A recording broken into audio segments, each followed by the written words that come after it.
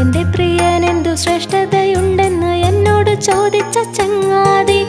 എന്റെ പ്രിയനെന്തു ശ്രേഷ്ഠതയുണ്ടെന്ന് എന്നോട് ചോദിച്ച ചങ്ങാതി.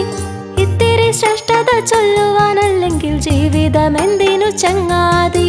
ഇത്തിരി ശ്രേഷ്ഠത ചൊല്ലുവാനല്ലെങ്കിൽ ജീവിതം എന്തിനു ചങ്ങാതി? ജീവിതം എന്തിനു ചങ്ങാതി? പാപം പെരുത്തിട്ട്